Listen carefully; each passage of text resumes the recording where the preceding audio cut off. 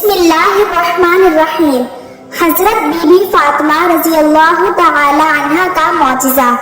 عرب کی عورتیں حضرت بی بی فاطمہ رضی اللہ عنہ کو بہت ہی غریب سمجھتی تھی، کیونکہ ہر وقت بی بی فاطمہ سادگی میں رہتی تھی۔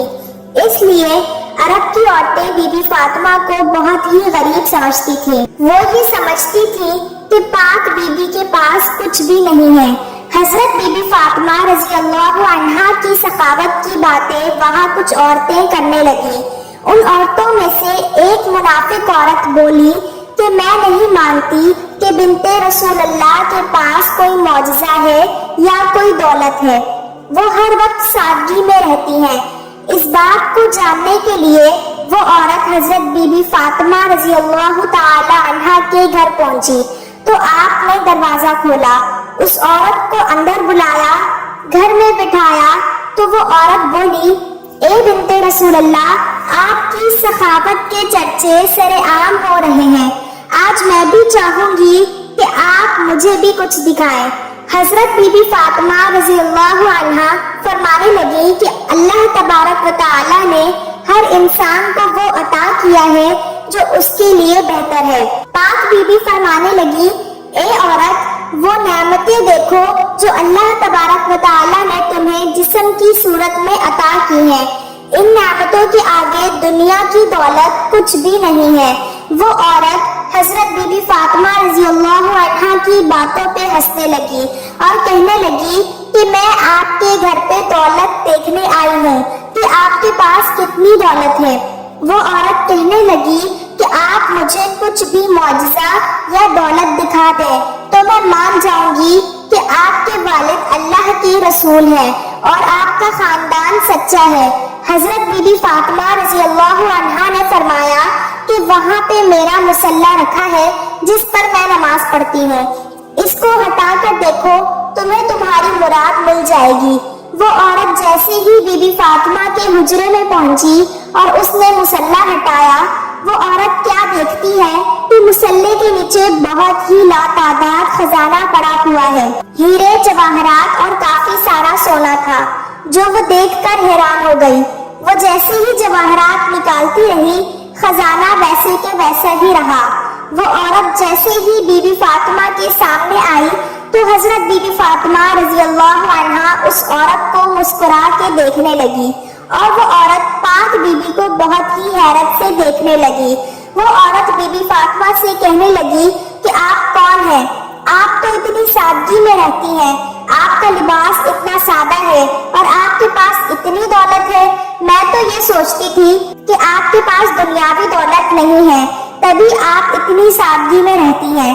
حضرت بی بی فاطمہ رضی اللہ تعالی عنہا فرمانے لگی کہ اللہ تبارک و تعالی نے دنیا کے تمام خزانے ہم اہل بیت کے قدموں میں رکھ دیے ہیں اور اللہ کی مرضی یہ ہے کہ ہم سادگی میں رہیں تاکہ کوئی بھی شخص سادگی اختیار کرنے میں شرم نہ کرے۔ حضرت بی بی فاطمہ رضی اللہ تعالی عنہا فرمانے لگی کہ اس دنیاوی دولت کا تو آخرت میں سخت حساب دینا پڑے گا۔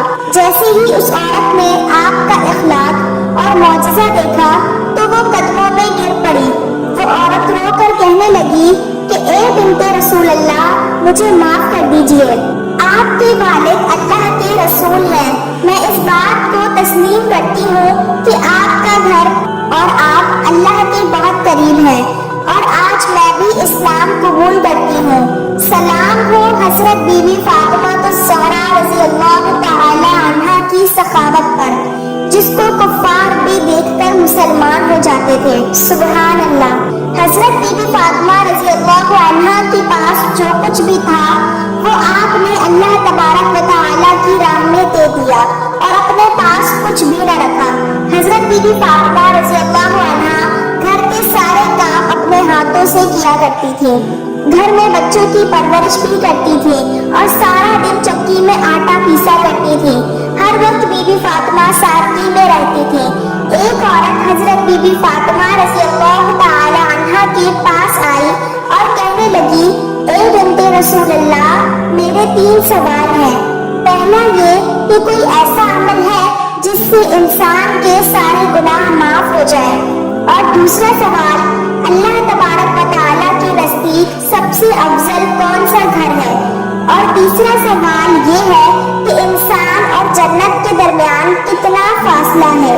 یہ بات سن کر حضرت بی بی فاطمہ رضی اللہ عنہا فرمانے لگی کہ میں نے اپنے ابا حضور صلی اللہ علیہ وسلم سے سنا ہے کہ اپنے والدین کی خدمت کرنا ایک ایسا عمل ہے، اللہ تبارک و تعالیٰ انسان کے گناہ ایسے معاف کر دیتا ہے جیسے آگ لکڑی کو ختم کر دیتی ہے، اور ایسے معاف کر دیتا ہے جیسے آگ لکڑی کو ختم کرتی ہے۔ اور تمہارا دوسرا سوال تھا کہ اللہ تبارک و تعالیٰ کے نزدیک کون سا گھر زیادہ افضل ہے؟ جس گھر میں عورتوں کا پردہ جتنا افضل ہوگا، اللہ کے نزدیک اس گھر کا مقام بھی افضل ہوگا۔ میں نے اپنے ابا حضور سرکار دو عالم صلی اللہ علیہ وسلم سے سنا ہے کہ جیسے جواہرات کے لیے صندوق ضروری ہے، ویسے ہی عورت کے لیے پردہ بھی ضروری ہے۔ اور تمہارا تیسرا سوال یہ تھا کہ انسان اور جنت کے درمیان کتنا فاصلہ ہے۔ میں نے اپنے ابا حضور صلی اللہ علیہ وسلم سے سنا ہے کہ انسان اور جنت کے درمیان ایک قدم کا فاصلہ ہے۔ تو وہ عورت کہنے لگی کہ اے بنت رسول اللہ صلی اللہ علیہ وسلم، یہ کیسے ممکن ہے؟ تو اس کی بات سن کر حضرت بی بی فاطمہ رضی اللہ عنہا نے فرمایا، اے عورت، تو اپنا ایک قدم اپنے نفس اور خواہشات پر رکھ اور تمہارا دوسرا قدم جنت میں ہوگا۔ سبحان اللہ، کتنا عظیم اور کتنا شان والا تھا میرے نبی پاک صلی اللہ علیہ وسلم کا گھرانہ کہ جس کے اخلاق اور سادگی کو دیکھ کر کافر اور یہودی بھی مسلمان ہو جایا کرتے تھے اور اسلام قبول کر لیا کرتے تھے۔ اور کتنی ہی عظیم شان تھی نبی پاک صلی اللہ علیہ وسلم کی لاڈلی بیٹی بی بی فاطمہ الزہرا کی کہ جن کے اخلاق اور سادگی کو دیکھ کر یہودی عورت مسلمان ہو گئی۔ سبحان اللہ، آپ بھی سبحان اللہ ضرور کہیے گا۔ تو